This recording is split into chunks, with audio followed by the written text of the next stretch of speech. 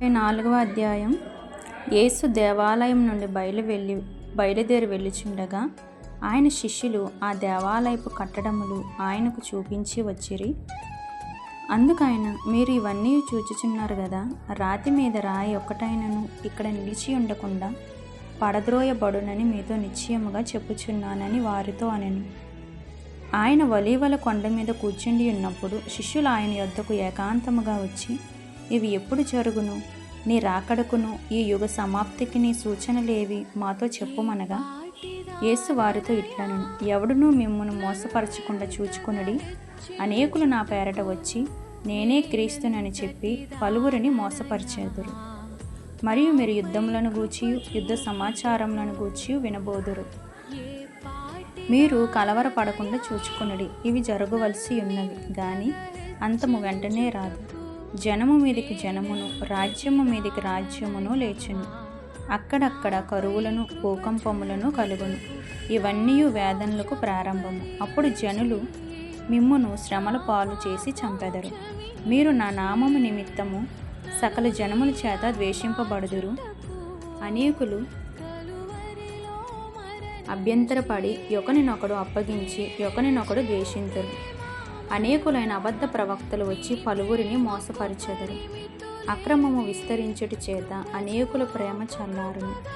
అంతము వరకు సహించిన వాడెవడో వాడే రక్షింపబడును. మరియు ఈ రాజ్య సువార్త సకల జనములకు సాక్ష్యార్థమై లోకమందంతటను ప్రకటింపబడును. అటు తర్వాత అంతము వచ్చును. కాబట్టి ప్రవక్త అయిన దానియేలు ద్వారా చెప్పబడిన నాశనకరమైన హేయ వస్తువు పరిశుద్ధ స్థలమందు నిలుచుట మీరు చూడగానే చదువువాడు గ్రహించుగాక. యూదయలో ఉండువారు కొండలకు పారిపోవలను. మిద్దె మీద ఉండువాడు తన ఇంటిలో నుండి ఏదైనాను తీసుకొని పోవుటకు దిగకూడదు. పొలములో ఉండువాడు తన బట్టలు తీసుకొని పోవుటకు ఇంటికి రాకూడదు. అయ్యో, ఆ దినములలో గర్భిణీలకును పాలిచ్చు వారికిని శ్రమ. అప్పుడు మహాశ్రమ కలుగును గనుక మీరు పారిపోవుట చలికాలమందైనను విశ్రాంతి దినమందైనను సంభవింపకుండవలనని ప్రార్థించుడి. లోకారంభం నుండి ఇప్పటి వరకును అట్టి శ్రమ కలుగలేదు, ఇక ఎప్పుడునూ కలుగబోదు. ఆ దినములు తక్కువ చేయబడకపోయిన ఎడల ఏ శరీరియు తప్పించుకొనడు. ఏర్పరచబడిన వారి నిమిత్తము ఆ దినములు తక్కువ చేయబడును. ఆ కాలమందు ఎవడైనను ఇదిగో క్రీస్తు ఇక్కడ ఉన్నాడు, అక్కడ ఉన్నాడని చెప్పిన ఎడల నమ్మకుడి. అబద్ధపు క్రీస్తులను, అబద్ధపు ప్రవక్తలను వచ్చి సాధ్యమైతే ఏర్పరచబడిన వారిని సహితము మోసపరుచుచుటకై గొప్ప సూచక క్రియలను, మహత్కార్యములను కనబరిచెదరు. ఇదిగో ముందుగా నేను మీతో చెప్పియున్నాను కాబట్టి ఎవరైనను ఇదిగో అరణ్యములో ఉన్నాడని మీతో చెప్పినను వెళ్ళకుడి. ఇదిగో లోపలి గదిలో ఉన్నాడని చెప్పినను నమ్మకుడి. మెరుపు తూర్పున పుట్టి పడమటి వరకు ఎలాగూ కనబడునో అలాగే మనుష్య కుమారుని రాకడయు నుండును. పీనుగు ఎక్కడ ఉన్నదో అక్కడ గద్దలు పోగవును. ఆ దినముల శ్రమ ముగిసిన వెంటనే చీకటి సూర్యుని కమ్మును, చంద్రుడు కాంతిని ఈయడు, ఆకాశము నుండి నక్షత్రములు రాలును, ఆకాశమందలి శక్తులు కదిలింపబడును. అప్పుడు మనుష్య కుమారుని సూచన ఆకాశమందు కనబడును. అప్పుడు మనుష్య కుమారుడు ప్రభావముతోనూ మహామహిమతోనూ ఆకాశ మేఘారూఢుడై వచ్చుట చూచి భూమి మీదనున్న సకల గోత్రముల వారు రొమ్ము కొట్టుకొందురు. మరియు ఆయన గొప్ప బూరతో తన దూతలను పంపును. వారు ఆకాశం యొక్క ఈ చివరి నుండి ఆ చివరి వరకు నలుదిక్కుల నుండి ఆయన ఏర్పరచుకొనిన వారిని పోగు చేతురు. అంజూరపు చెట్టుని చూచి ఒక ఉపమానము నేర్చుకొనుడి. అంజూరపు కొమ్మ లేతదై చిగురించినప్పుడు వసంతకాలము ఇంకా సమీపముగా ఉన్నదని మీకు తెలియను. ఆ ప్రకారమే మీరు సంగతులన్నీ జరుగుట చూచినప్పుడు ఆయన సమీపముననే ద్వారము దగ్గరనే ఉన్నాడని తెలుసుకొనుడి. ఇవన్నీ జరుగు వరకు ఈ తరము గతింపదని నిశ్చయముగా మీతో చెప్పుచున్నాను. ఆకాశమును భూమియు గతించును గాని నా మాట ఏమాత్రమును గతింపవు. అయితే ఆ దినమును గూర్చియు ఆ గడియను గూర్చియు తండ్రి మాత్రమే ఎరుగును గాని ఏ మనుష్యుడైనను పరలోకమందల దూతలైనను కుమారుడైనను ఎరుగరు.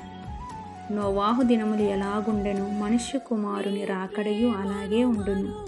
జల ప్రళయమునకు ముందటి దినములలో నోవాహు వాడలోనికి వెళ్ళిన దినము వరకు వారు తినుచు త్రాగుచు పెండ్లి చేసుకొనుచు పెండ్లికిచ్చుచూ నుండి జల ప్రళయం వచ్చి అందరినీ కొట్టుకొని పోవు వరకు ఎరుగకపోయిరి.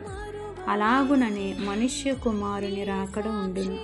ఆ కాలమున ఇద్దరు పొలములో ఉందురు, ఒకడు తీసుకొని పోబడును, ఒకడు విడిచిపెట్టబడును. ఇద్దరు స్త్రీలు తిరుగులు విసురుచుందురు, ఒకతే తీసుకొని పోబడును, ఒకతే విడిచిపెట్టబడును. కావున ఏ దినమున మీ ప్రభు వచ్చునో మీకు తెలియదు గనుక మెలకువగా నుండిడి. ఏ జామున దొంగ వచ్చునో ఇంటి యజమానునికి తెలిసి ఉండిన ఎడల అతడు మెలకువగా ఉండి తన కంటికి కన్నము వేయనీయడని మీరెరుగుదురు. మీరు అనుకొనని గడియలో మనుష్య కుమారుడు వచ్చును గనుకనే మీరును సిద్ధముగా ఉండుడి. యజమానుడు తన ఇంటి వారికి తగిన వేళ అన్నము పెట్టుటకు వారిపైన ఉంచిన నమ్మకమైన వాడును బుద్ధిమంతుడనైన దాసుడెవడు? యజమానుడు వచ్చినప్పుడు ఏ దాసుడు ఇలాగు చేయుచుండుట అతడు కనుగొనును, ఆ దాసుడు ధన్యుడు. అతడు తన యావదాస్తి మీద వాని నుంచునని మీతో నిశ్చయముగా చెప్పుచున్నాను. అయితే దుష్టుడైన ఒక దాసుడు నా యజమానుడు ఆలస్యము చేయుచున్నాడని తన మనస్సులో అనుకొని తన తోటి దాసులను కొట్ట మొదలుపెట్టి త్రాగుబోతులతో తినుచూ త్రాగుచూ నుంటే ఆ దాసుడు కనిపెట్టని దినములోను వాడనుకొనని గడియలోను వాని యజమానుడు వచ్చి వానిని నరికించి వేషధారులతో కూడా వానికి పాలు నియమించును. అక్కడ ఏడ్పును పండ్లు కొరుకుటయు నుండును.